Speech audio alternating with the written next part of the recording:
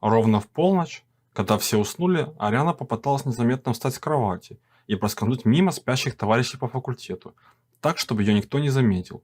Но Селина еще не спала и увидела, как небрежно, сгорбатившись, Ариана пыталась пройти мимо. Возмутилась.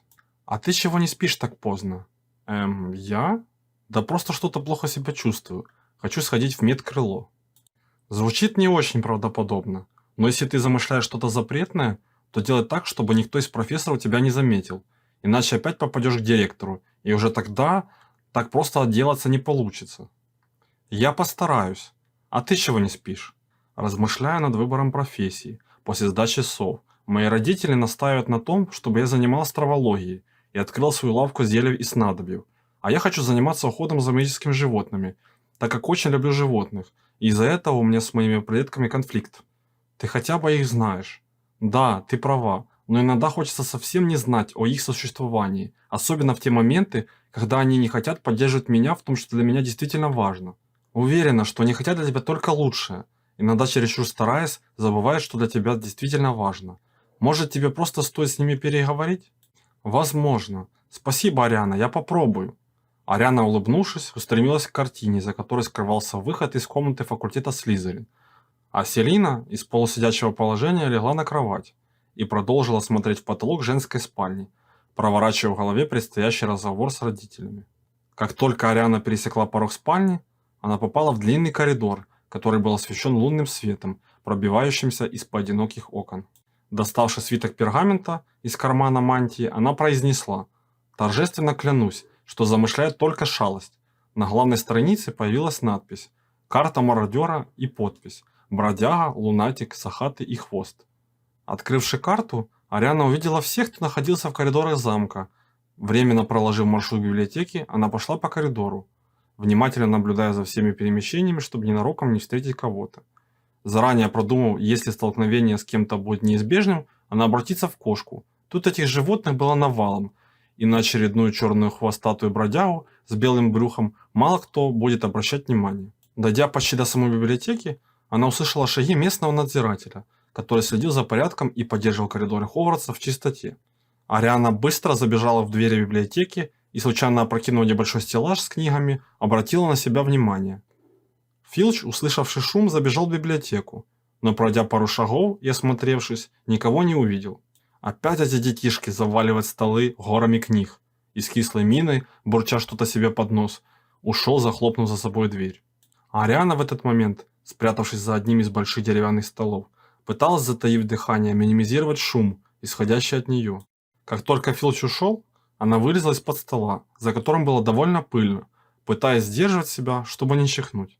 Пройдя пару десятков книжных полок, которые были настолько огромными, что без специальных лестниц или заклинаний некоторые книги были буквально недосягаемыми, не то чтобы для рук, но и даже для взора, из-за своего расположения почти у самого потолка библиотеки. В конце книжного зала, совершенно неприметно для невооруженного взгляда, расположилась дверь, которую Реддл даже бы и не заметила, если бы в темноте, упершись лбом в тупик, не нащупала ручку и, сильно надавив на дверь, с небольшим скрипом поддалась ей, и она проникла внутрь.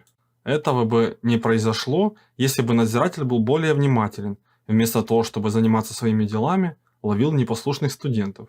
Так как Ариана совсем не знала, что ей нужно искать, она решила начать читать категории, на которые были разделены книги в этой части библиотеки. Секреты зельеварения. Этот раздел содержит знания о создании зелий и эликсиров, включая рецепты с ограниченным доступом. Гримуары и заклинания. Здесь собраны древние гримуары и магические тексты, содержащие секреты могущественных заклинаний. Тайные руны и символы. Этот раздел посвящен изучению древних рун и символов, используемых в магии. Темные искусства и загадочные ритуалы. Здесь хранятся знания о темных искусствах и запрещенных ритуалах. Магическая астрология. Этот раздел посвящен астрологии и изучению влияния звезд и планет на магию. Сущности и духи. Здесь исследуются духи, феи и другие магические существа. Артефакты и реликвии. Этот раздел посвящен артефактам и реликвиям с магической силой. Загадки и гадания. Здесь можно найти информацию о гаданиях и предсказаниях. Тайное подразделение магической полиции. А раздел, содержащий информацию о специальных службах и подразделениях, борющихся с темными силами. Магическая история и легенды. Здесь собраны истории и легенды, связанные с магическим миром. Она бы могла часами заниматься поиском нужной книги, так и не нашел ничего полезного, если бы ей не повезло найти категорию под названием «Время и реальность», после чего в голове как будто что-то щелкнуло. В этой части были книги, связанные с изменением времени и материи. Ариана, пересмотрев пару десятков книг в этой категории, нашла одну, которая, по ее мнению, могла приоткрыть занавес к ее мистическим снам и помочь вернуть Тома Реддла. Книга повествовала о легенде, которая гласит, что существует очень сильный артефакт – камень разрыва реальности, состоящий из 3 частей, каждая часть которого имеет уникальные магические свойства и может быть использована по отдельности, независимо друг от друга. Чтобы активировать полную мощь артефакта, все 3 части должны быть объединены вместе, высвободив очень сильную энергию, обладатель которой сможет буквально владеть временем и пространством, вернуть то, что было утрачено много лет назад, или изменить будущее. Спрятав книгу с помощью уменьшительного заклинания в карман, Ариана, обрадовавшись находке, быстро пошла в спальню Слизерин. Обойдя всех недоброжелателей с помощью карты мародеров и воспользовавшись словом-паролем «Чистая кровь», зашла в гостиную. К счастью, уже все спали. Ее отсутствие никто не заметил, кроме Селины, которая уже дремала, накрывшись головой под одеялом. А Ариана, прыгнув на свою кровать, предварительно сняв мантию и достав записи Тома из рюкзака, удобно легла, укрыв себя таким образом, что одеяло создавало обтекаемую плоскость с кроватью и формировало карман по типу перевернутого капюшона, где Ариана могла спрятаться, листая дневник от посторонних глаз.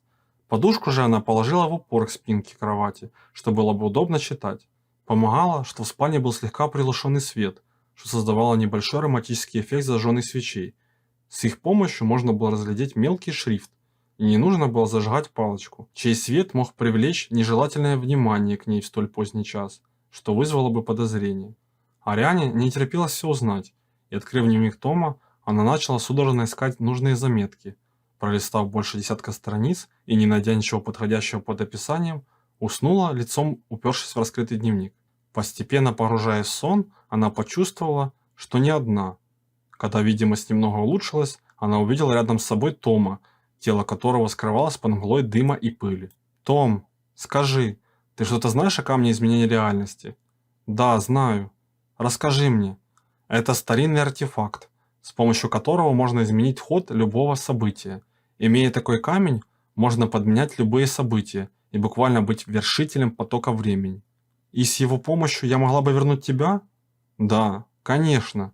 Как мне найти части камня изменения реальности? Моих знаний недостаточно, чтобы помочь тебе. Кто может знать об этом артефакте? Навести моих знакомых из магазина Горбин и Беркс в Косом переулке. Они могут знать больше». На этом моменте Ариана проснулась.